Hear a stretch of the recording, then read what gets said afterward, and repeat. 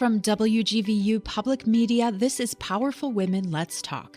Conversations with women making an impact in West Michigan. Stay connected to Powerful Women. Please like and subscribe. This season on Powerful Women for Women's History Month, we're looking at women who made history in West Michigan and women who are making history right now. Today, we look at a woman who's made history, talking to Julie Tabberer, librarian and archivist at the Grand Rapids Public Library, about Helen Claytor, who made history with her YWCA stellar work. I bring you to the microphone, Julie. Hello to you. Hello, Shelley. I appreciate you and all the work you've done to present us with Helen Claytor, who has certainly made her mark in our West Michigan. Why Helen Claytor for this discussion? So that feels like a simple, easy question, but I think, there's so many reasons. So Helen is someone who is pretty well known within the community. And, if you're listening and you're thinking like, well, I don't know Helen. Household level name recognition is that's a whole big thing. But within the context of history, Helen, she's in the Michigan Women's Hall of Fame. She has a sculpture downtown at GRCC as part of the Community Legends sculptures. She has a Wikipedia page. She's gotten so many awards and been recognized. She's gotten her due. And yet there is so much to her that I had no idea and didn't know about. So the work that we talk about with her is just really hard. You have to summarize someone in order to talk about them. And that ends up being, kind of a quick, not necessarily surface level, but a summary. And it's just so fascinating to me that there's beyond what she's known for, which is significant, there's even more just layers and layers of interesting things to her. Let's get the elephant out of the room. How did she become affiliated with our YWCA? Yes. So Helen's life was intertwined with the YWCA. She grew up in Minnesota, in Minneapolis, and she joined the Y as a young girl. And then after college, she studied education. She wanted to be a teacher, but she was only offered jobs in the South, and she did not want to work in the South. So she took a job with the YWCA instead. And then she worked for the YWCA in New Jersey and Kansas City. And as part of her work with the national YWCA, she came to Grand Rapids to work with the Y here. And while she was here, she met Robert Claytor, who she fell in love with and married, and that kept her in Grand Rapids. Nice. Tell us a little bit more about her story of presidency and moving into a unique house. Yeah. So when she moved to Grand Rapids, she had done some pretty significant work with the YWCA. So she was kind of coming in as a celebrity, but in the YWCA world. And then she joined the local, Grand Rapids YWCA board and ran for president. And she became the first Black president of the Grand Rapids YWCA. She was also the first Black president of any local YWCA in the country. And the story of her becoming president and the story of them moving into their house have similar themes because, they were, if not one of the first Black families in their neighborhood. And in both instances, Helen became president of the YWCA. They moved into the neighborhood, but neither were without struggles.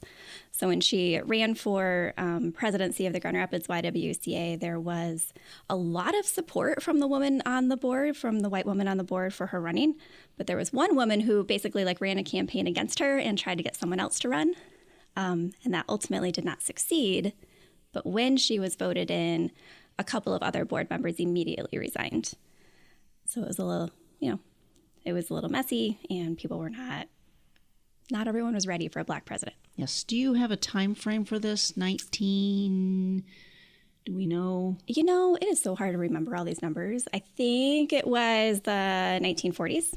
Yes. Late 1940s. There was a letter she wrote about school kids crossing Ann Street. Can you expand on that? Yeah.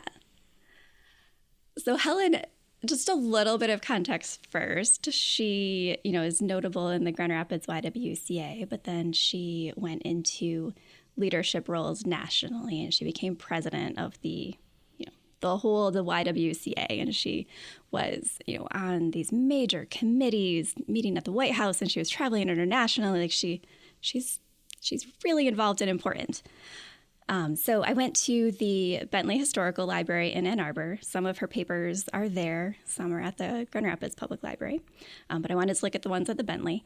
And I had so much to look at and only so much time. So I was trying to get through a ton. But there was a folder on Creston Neighborhood Association, which is nice. My neighborhood association. Yes, and so as it should be. Yep. I wanted to look at that folder.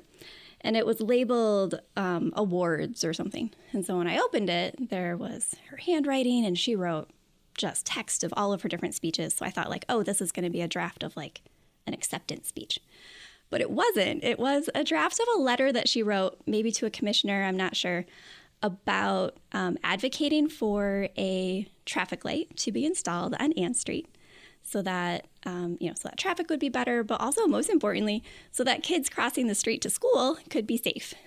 And at the time when I read this, I was, in fact, crossing that same street every morning with my son, taking him to school. And it's still a busy street. There's crossing guards and all of that. So just across those decades, connecting with Helen and seeing she lived in my neighborhood. She was involved in these national and international topics, and yet she took the time to care about the kids in her neighborhood and wrote a letter advocating for a traffic light to help keep them safe. A couple of her themes that she leaves us with: equal dignity for all people, collective nature of the work. Yes. What does this mean? So equal dignity for all people is really something that just is a thread throughout so much of her writing. And I spent some time reviewing some of her notes and her speeches before I came today. And I meant to kind of look over all of it and get us, but I quickly got pulled in because it's so interesting, and there's a ton of depth to, what she was thinking about and writing. So it's really interesting. So when I pull out themes, I want to be really careful to say that these are themes I'm recognizing, but there's a lot there. And, I want to make sure that I do her justice and represent her works well. But she really, really seemed to, come back to the idea of, dignity for all people. And I think that's something that, it's easy to say, oh, yeah, of course, equal dignity for all people. It's almost so easy to say that it almost doesn't mean anything. But where it really, gets interesting is seeing how she applied that throughout her work with the YWCA and in Grand Rapids, because she, from the 1940s through the 2000s, she was active in advocating for equality and for racial justice and civil rights. And she had, that's not easy. And she had a lot of difficult choices to make where not everyone would agree on how to move forward in a situation. And she really I think she seemed to have navigated those complicated spaces really well and kept coming back to equal dignity for all people. If there are Black members of the Y who are facing discrimination, then their concerns are the concerns of the entire Y. And we need to advocate for that. Looking at many of her non-YWCA roles, too many to list. But again, look where her interests lay: Michigan Youth Commission, Family Service Association, of course, yes, National Women's Advisory Committee for Civil Rights. And you were correct. She did her service for the Y in the late 1940s. And 70 president of the YWCA of the United States. Mm-hmm. And the really significant thing that happened when Helen was president of the Y, I learned a lot about the Y while I was learning about Helen as well. They would hold conventions, national conventions, I think every few years, where everyone would come together and decide what the sort of purpose and direction of the Y would be over the next, say, 3 years. And in 1970, while she was president at the convention that she presided over, the YWCA adopted an imperative to eliminate racism wherever it may be found. And that is still in their logo today. They have right in their logo, it's eliminating racism and empowering women. And so that legacy of, where under Helen's leadership, where that started is just, it's so cool to see.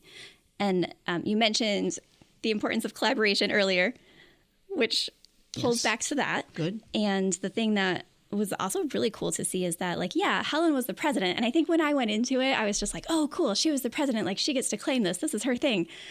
And then as you read through, the notes and what happened and her speeches, it should not be surprising. Like, one person usually isn't responsible for something great happening. It's the work of many people. And Helen was very, she would say that a lot as well. Like, this is the work of a lot of people. She would recognize other people, not take the credit. So she presided over that, but it was a group of Black women, Y members, who really pushed for it and brought it to the floor and made that happen. And Helen, helped to provide leadership and a path for it to happen, but it was a collaborative effort. Has her daughter Judith talked about her mom? Yeah, so it's been really neat to get to know Judith over the last few years. Talking with her about some, photographs that she has that she's donating to the library from the family. And it's when you see these historical figures who do these amazing things, it's easy, you can kind of put them on a pedestal or think oh, they're just these big figures. So then hearing Judith talk about her mom, and she calls her mama, and just hearing that more personal side is really, I don't know, I think it's kind of special. This year of 2026, we celebrate a 250th birthday, of course, of the United States, certainly 175th birthday of Grand Rapids just presented. We're all in this together. How would Helen Claytor celebrate this year? Talk to me about, I trust she wouldn't want us to stop reaching for big things or limit our idea of what's possible. Yeah, I hadn't thought about it in quite that way. What would Helen Claytor think about? What would she be doing right now? That is an interesting question. But one thing that really strikes me in looking through her notes throughout the years, initially in the 1940s, in a speech, she talks about living in uncertain times. And in a speech shortly after World War II, she said, "Still we are living amidst one of the greatest upheavals of all ages. The forces for mastering slavery still are warring with the force for freedom and equality." And, being active through that post-World War II time and then the Civil Rights era, Helen certainly saw a lot of, significant things happening, and the world felt unsettled, and that resonates with how a lot of people are feeling now. And so just thinking about how she kept bringing that back to the equal dignity of all people and bringing equality to all people. I'm looking at some of your materials. Thank you for presenting that for our conversation. What are a couple of, you've brought in a photocopy of, what is this of? So this is a snapshot of just one of her notes for speeches that is in the Bentley Historical Library. And she hand wrote, she would type some of them, but she hand wrote a lot of notes. What she was going to say, and just reading through all of those is just, and it's so great to see it in her handwriting as well. It helps to, feel a more personal connection to her.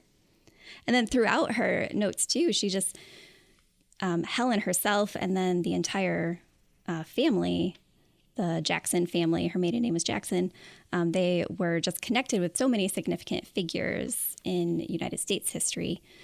So Helen's first husband, Earl Wilkins, was a journalist. He passed away, which is when she married Robert Claytor. But Earl was the brother of Roy Wilkins, who was the head of the National NAACP.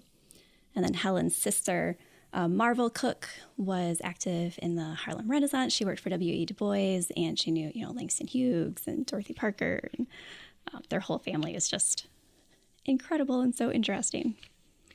There is, for lack of better terms, a statue of Helen Claytor.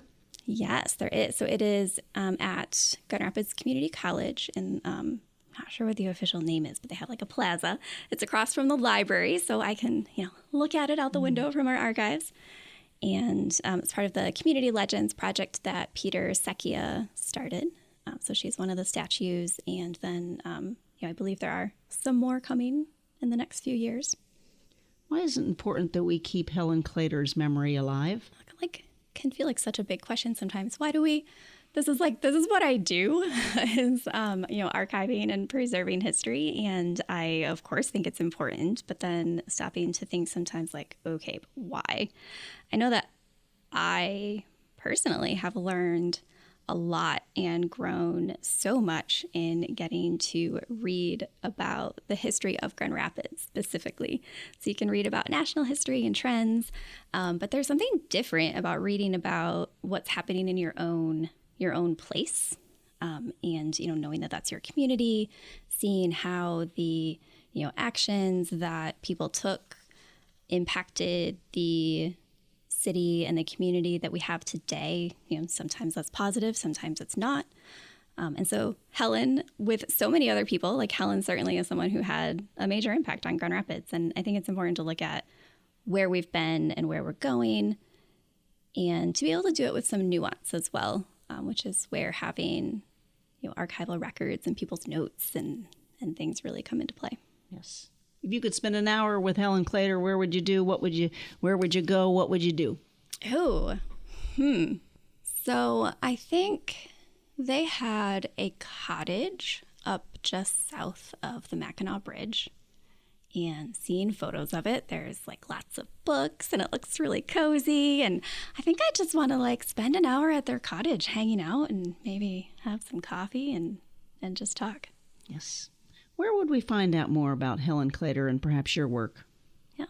So you can always learn more about Helen Claytor and Grand Rapids history at the Grand Rapids History Center, the Grand Rapids Public Library. We have a lot of information available online, but there's also a lot that, you do have to come into the library to see. So either way. And then the website of the Greater Grand Rapids Women's History Council is a great resource as well. There's a biography of Helen there and many, many other Grand Rapids women as well. Keeping history alive, our spotlight on Helen Claytor. Thanks to you, librarian, archivist at the Grand Rapids Public Library, Julie Tabberer. Thank you. Thanks. Powerful Women Let's Talk is a production of WGVU Public Media. Episodes available at wgvunews.org and on Apple and Spotify. Please like and subscribe.